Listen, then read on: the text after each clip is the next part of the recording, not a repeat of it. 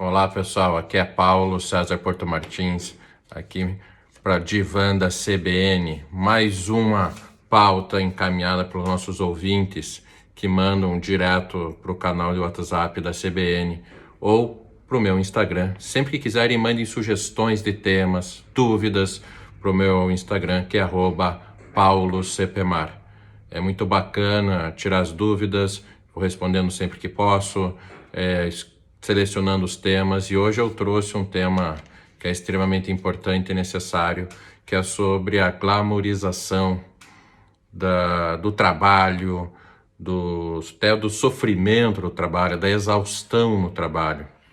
Essa sugestão de pauta foi trazida, ela foi sugerida por um dos nossos ouvintes, ele pediu para não se identificar, por isso eu não vou falar quem foi, e realmente isso acontece.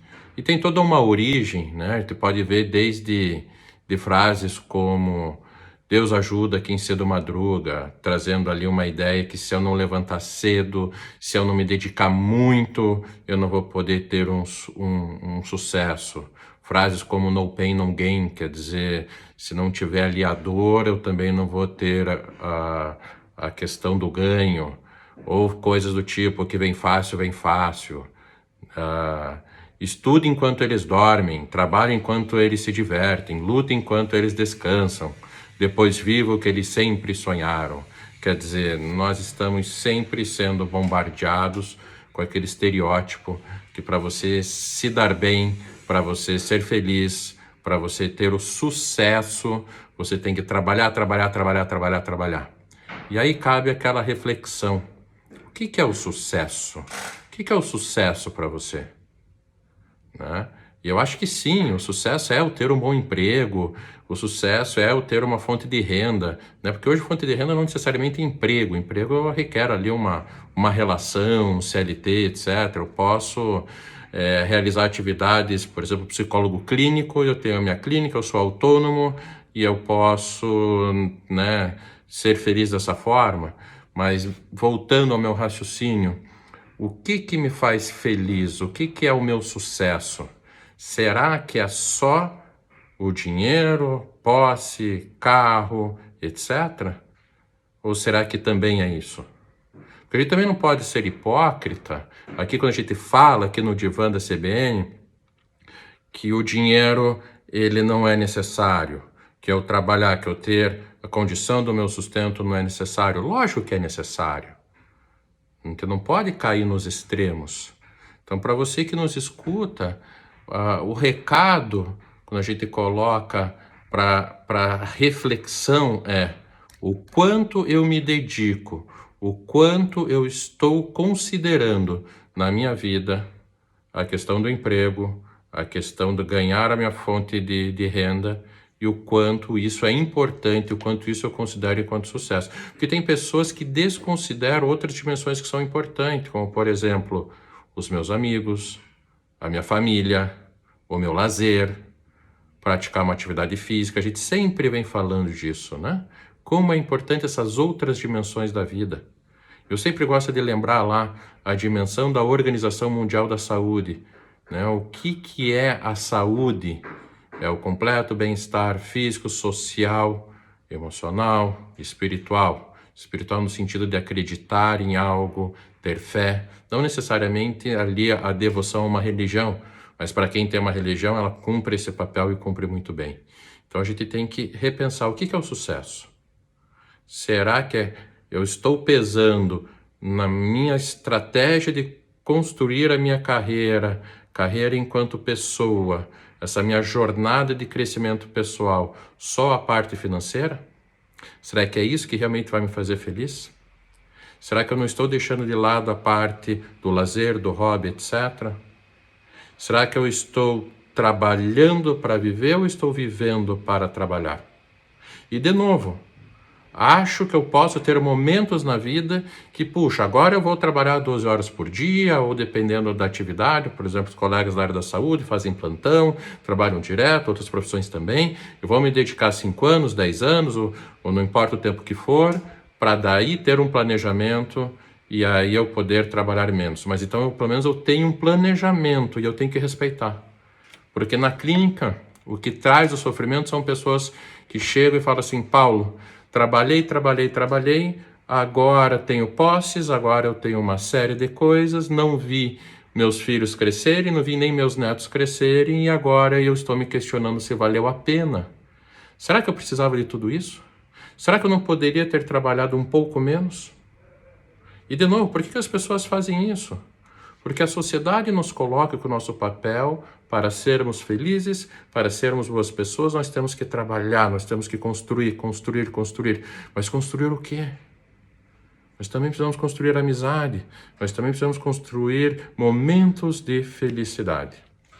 Então, um exercício bem interessante para todos, né, que eu acho que também a gente tem que pensar assim, o que fazer? Como que você quer se ver daqui 5 anos, 10 anos, 20 anos, 30 anos? Como que você se vê profissionalmente? Como que você se vê numa questão social? Ou seja, quem você quer ao seu redor? Que momentos você quer ter vivido? E eu não acho ruim, também não vejo problema. As pessoas falam assim, puxa, Paulo, mas eu quero ter vivido boas experiências no trabalho, eu quero ter crescido profissionalmente. Se você tem essa ambição, se isso vai te fazer feliz, ok. Só que tem pessoas que às vezes param para fazer essa reflexão depois que viveram todos esses anos, e aí gera o sofrimento. Então é sempre importante a gente refletir, trazer para a luz da reflexão enquanto há tempo. Durante a jornada da vida, nós nos questionarmos, o que realmente eu preciso para ter o meu sucesso? O quanto eu devo trabalhar? O quanto eu devo investir em lazer? O quanto eu devo investir nas amizades? E assim por diante. Algumas coisas, quando a gente pensa assim nessa supervalorização do trabalho, que isso está arraigado na nossa sociedade, a gente pode fazer um exercício pessoal, né? Você com você mesmo. Como que você se sente, por exemplo, se a tua agenda não está lotada? Às vezes eu converso com pessoas, de novo, conversando com meus pacientes, eles falam assim, Paulo, se minha agenda, né, se o meu Outlook, se o meu Google Agenda não está lotado, parece que eu me sinto culpado. Olha que interessante. A pessoa tem que estar sempre com a agenda lotada para se sentir bem, senão parece que está faltando. E não. Eu preciso de tempos, preciso de janela, até para me preparar para uma reunião, até para eu ter ali o que a gente chama de equilíbrio da homeostase. Então, se você se sente culpado, se você não está extremamente atarefado, se não está sempre com a agenda lotada, se questione. Puxa, será que eu não estou me avaliando de maneira distorcida? E se pergunte, como seria fazer algumas pausas? E mais que isso, como seria programar essas pausas na sua agenda? Outra coisa, será que você tem uma relação de trabalhar e receber pelo quanto você trabalha? Ou será que você sempre se cobra num sentido assim, eu tenho que trabalhar um pouco mais? Isso tem um pouco a ver com a síndrome do impostor. Tem pessoas que acham que estão sempre devendo. Puxa, eu trabalhei ali minhas 8 horas por dia, mas eu tenho que fazer um pouco mais. Deixa eu levar isso para casa. É um sentimento de culpa, isso também faz parte. Por quê? Porque parece que aquelas pessoas estão sempre trabalhando a mais, respondem o e-mail fora da hora do expediente, sempre fazem aquele a mais, são super valorizadas. E aí, se eu não faço, eu estou errado. Então tome cuidado. O mundo está mudando. Nós precisamos cuidar de nós mesmos e precisamos cuidar do outro. Então, quando eu falo dessa glamorização, dessa questão, né, que algumas vezes pode chegar ao workaholic, que é o workaholic, ele é o dependente de trabalho, é um vício. E como todo vício, o objetivo final é a destruição do viciado. Então, o workaholic não é algo bom para a organização, é algo ruim, é algo que tem que ser combatido. As pessoas workaholics, elas são admiradas até a performance dela começar a cair. Chega um momento que a pessoa entra em exaustão emocional, performance cai, ela começa a ficar irritada, ela começa a perder a sua estabilidade emocional, muitas vezes ela vai perder demissão ou ela é demitida, e aí toda aquela admiração vai se esvaindo e a pessoa, nossa, a pessoa surtou. A pessoa não sei o que aconteceu com aquela pessoa. A analogia que nós podemos fazer é como um motor de um carro. O motor está sempre lá andando em alta velocidade. Se esse motor não para descansar, não não baixa a rotação, fica sempre em alta rotação, vai fundir o motor. E é isso que acontece com a pessoa.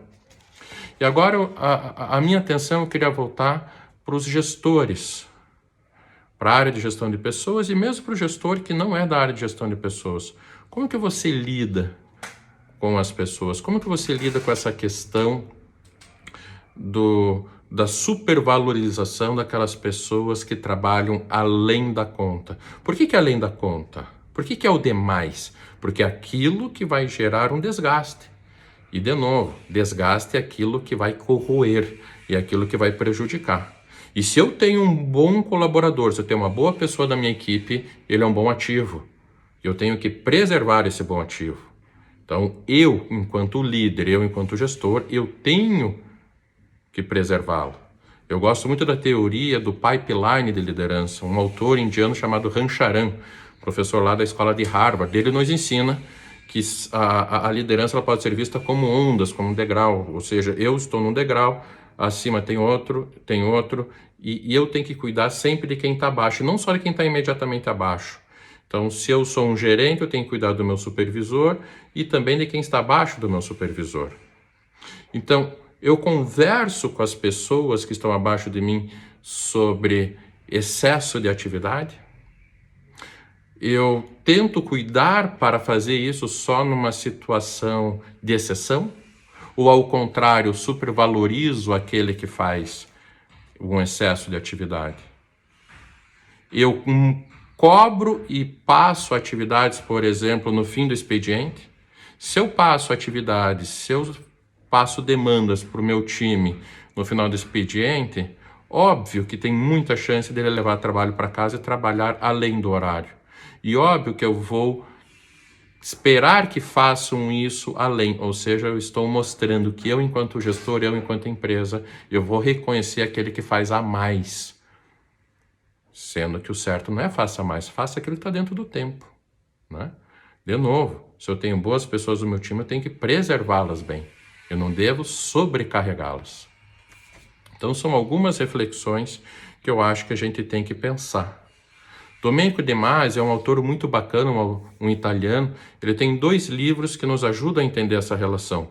O primeiro é O Futuro do Trabalho, um livro já antigo, acredito que é do ano 2000, e um livro um pouco mais recente que é O Ócio Criativo. Domenico De Masi faz a seguinte provocação: imagine um trabalhador que tem que fazer todo dia atividade A, B e C. Chega num determinado dia, ele faz muito bem feito a atividade A, B e C, e o horário de trabalho, vamos colocar que é das 8 da manhã até as 6 da tarde.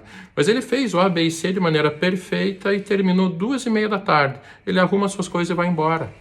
Na maioria das empresas, esse colaborador vai ser mal visto. Nossa, como que ele foi embora antes? Ele não pode ir embora antes. Agora, se ele fizer o mesmo ABC, bem feitinho, tudo certinho, e ir embora só no horário, bater o cartão certinho, olha só, bater o cartão no horário certinho, e eu repeti no horário certinho de propósito, aí ele vai ser muito mais reconhecido.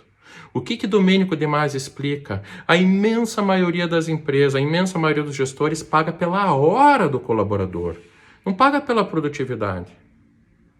E será que não seria mais interessante pagar pela produtividade? Lógico que não é toda a área que permite isso.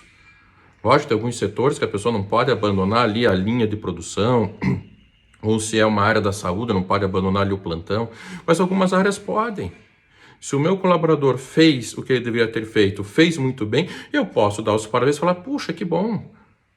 Aí até o Domenico De Masi coloca assim, você quer continuar trabalhando? Eu te pago a mais, mesmo dentro do horário que estava previsto, porque você está produzindo mais ou você está dispensado. Ou seja, eu reconheço ele por ele ter feito tudo que deveria ter feito. Porque senão eu estou ensinando para o meu colaborador que ele deve enrolar. Enrole, que é isso que eu quero. Um outro livro do Domenico De Masi, que é o Ócio Criativo, ele coloca assim, o ideal é que a pessoa goste daquilo que ela faz, que daí ela vai ficar se inteirando, ela vai ficar estudando, ela vai ficar se capacitando até no seu momento de lazer. Mas isso pode ser um tema para uma próxima coluna. Tenham todos um ótimo dia.